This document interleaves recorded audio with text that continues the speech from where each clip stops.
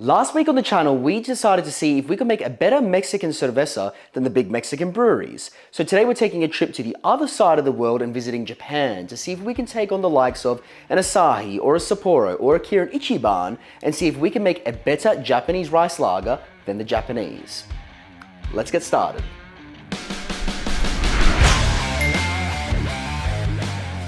All right, let's talk grains. So, it's a Japanese rice beer, which means we need rice. This might not look like rice, but it's the cheater's way out. It absolutely is. It's flaked or rolled rice. So what this means is we don't need a gelatinization step. We don't have to boil the crap out of the rice before we actually use it to mash in, which is the other way to go. But ain't nobody got time for that. So I've got rolled rice, which is going to save us that step, and a bunch of rice hulls because I don't know how stuck of a sparge this might be, so that's going to save us later down the line.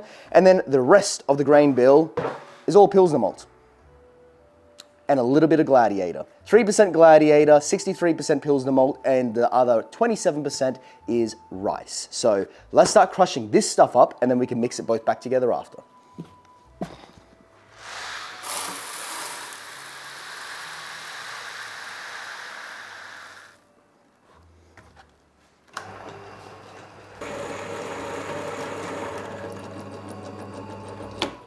Let's start mashing. Now, just before we actually start mashing in, I realized I should talk about the water chemistry for this one. It's a Japanese lager, so there's not a ton of water chemistry. The goal here is to have a really soft water profile because we want the mouthfeel to be really delicate and not overbearing, not over briny, not over salty, not especially hard. It's all about the balance of the beer, as it is in a lot of Japanese life and culture. So for this one, it's going to be 23 parts per million of calcium, 5 magnesium, 15 sodium, 31 chloride, 32 sulfate, and 57 bicarbonate. Now, the important part here is this being balanced between the sulfate and the chloride. Yes, you probably could go maybe unbalanced and go more towards the sulfate if you want it to be more crisp and sharper. But I'm happy for this one to just be balanced and soft. That's my real goal with this particular beer. So let's start mashing in now, shall we? Alrighty then. Oh, and obviously I've already mixed together the rice hulls and the rice itself. Oh, that's funny, we're using rice hulls and rice. Does that mean we could have just used whole rice and avoided the rice hulls? Maybe I was a fool.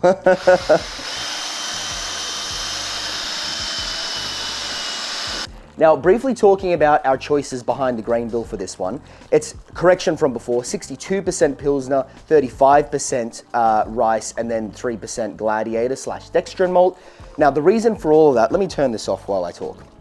The reason for all of that is because it's a Japanese rice lager. We need to have a lot of rice to make that work. The rice does the act of drying out this beer, giving it a cleaner, more crisp finish. But the side kicker of that, from what I've heard, is that sometimes you can lose the head retention in the beer. I know that you can do a protein step and fix it all and whatever, but I'm trying to make this recipe as simple as possible. So to fix that, I'm doing that 3% of dextrin malt, that Gladiator malt, which is all about head retention and body. So that tiny bit there should give the glass a nice lacing when we pour the beer, and it should give a nice frothy foam. That's the goal anyway. And then the majority of the grain bill, that 62%, is just Pilsner malt because it's a lager. And Japanese lagers are from European origin originally. When the Europeans went over to Japan hundreds of years ago and they brought their brewing practices over there, it was German brewing practices predominantly. So Pilsner malt makes sense.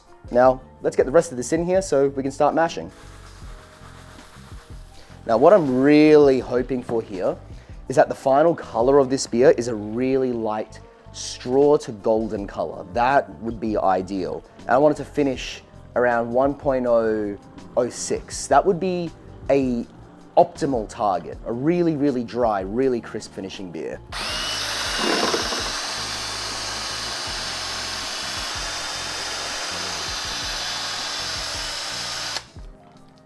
Man, if you guys haven't tried it yet, I cannot recommend enough using a power drill. You can't beat the efficiency or the ease of mashing in with a power drill versus a traditional mash paddle. Just give it a whirl, girl, if you haven't tried it before. It's so good. It's so good. All right, let's put our top screen on. Now, We have a top screen and a malt pipe down the middle. You don't actually need this stuff, just so happens that our system does, so we are using it today. From here, ow, that is hot. It's all about waiting and letting time do its thing. So we are gonna mash at 64 degrees Celsius, which is 148 degrees Fahrenheit, for 1 hour, followed by a 10-minute mash out. So the temperature of the mash will automatically raise up to 77 degrees Celsius. Don't know what that is in Fahrenheit. And then that's gonna kill all the enzyme activity to make sure that this beer kind of still has a little bit of body at the end of this. So we're gonna close this thing up and start recirculating. But now, we will see you in 1 hour. Now it is time for us to start sparging. So we have lifted up our grain bed and it's all running through very, very quickly. This is good, no stuck sparge. So things are going well so far today. We're now gonna run 30 liters of sparge water over top of this grain bed. And once again, it's basically the exact same salt water profile as what we used for the strike water. Alrighty, let's pour this over top.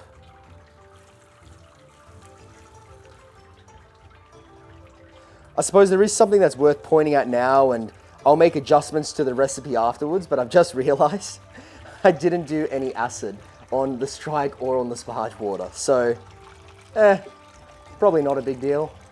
Probably fine. Probably just means that I didn't bother measuring my pH either for this one, to be honest.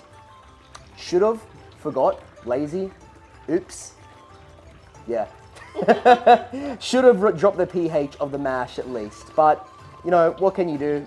It's home brewing. Sometimes, you know, you make mistakes and you forget about things. So here's another lesson to go back and watch our 10 tips, link up there. But one of those 10 tips was make notes and double check everything. Clearly, I'm not listening to my own advice.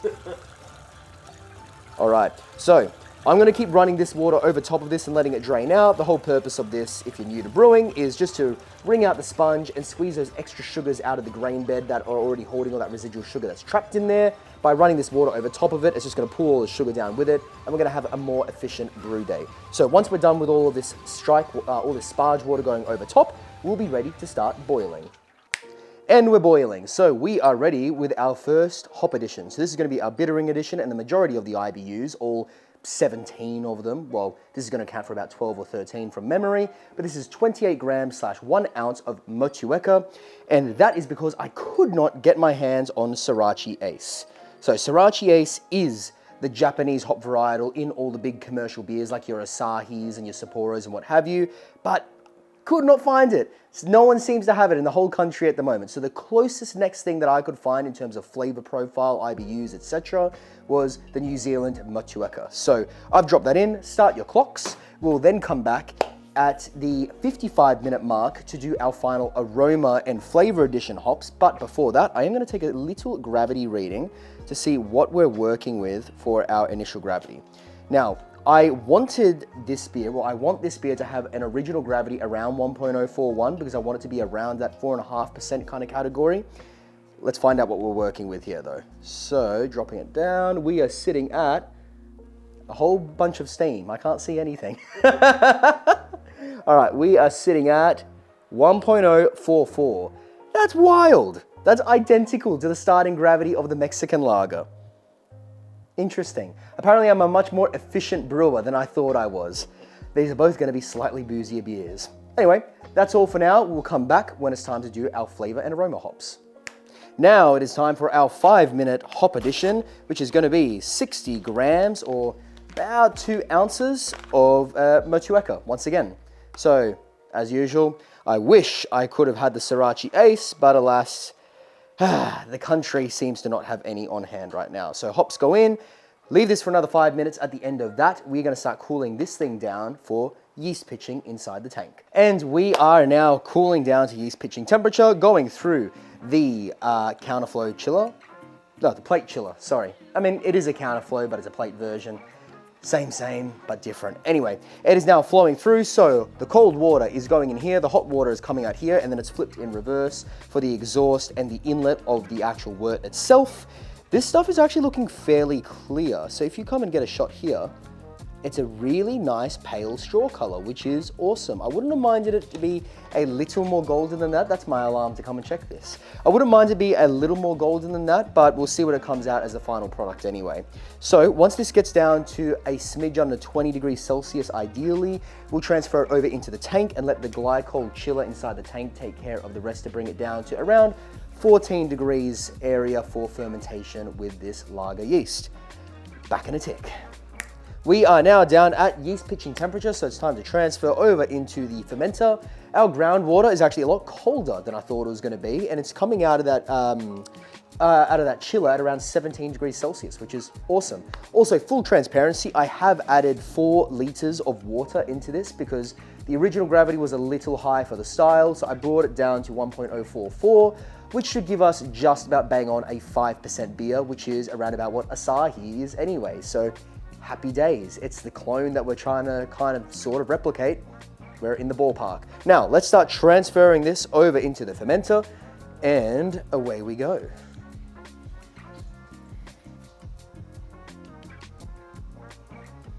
That color is actually gorgeous. That is a really nice light straw color.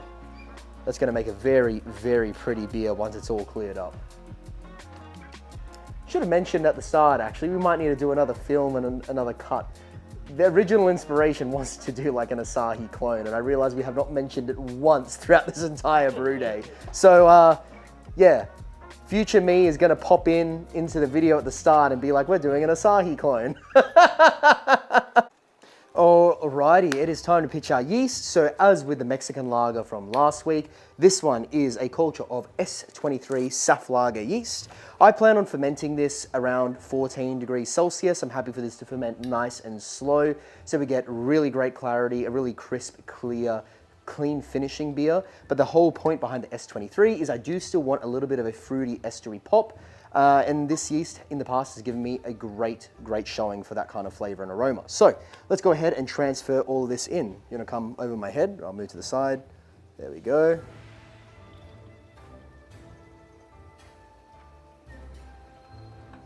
Alrighty, let the little yeasties do their thing. Now I expect this to ferment for about 2 weeks. I then do plan on lagering this out for as long as I'm patient enough to do so, or before we need to film a new brew day. So I'm gonna say 2 to 3 weeks before we whack this into the keg. Right at the end of this, when I've cold crashed, I am gonna do a teaspoon to 2 teaspoons of gelatin to help clarify it and speed things along. Don't feel the need to do that. I'm just gonna do it so that we can hurry up and get a nice clear beer for you guys, so that when we come back right after this, I can show you a nice clear Japanese lager. And here it is. Now, I was really thinking about using finings, but then it was just looking so pretty in the tank, and something just felt wrong about cheating with gelatin and finings for this one. So I decided to go all natural, and I let this thing lager out, and I am stoked with the results. It's only been in the keg for 1 week, and already you can see my fingers through the glass. It is really clear. It's cleaned up so much, and the color is just spot on. Now, let me go in for the taste for you.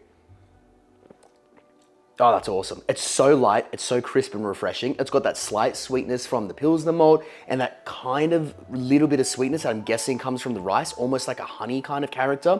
But as soon as you swallow it, it just evaporates off your tongue and it leaves you feeling just absolutely thirst quenched and refreshed. And that is that characteristic rice lager taste that you just don't get from any other kind of beer. So I'm so happy that it came out tasting like a Japanese rice lager.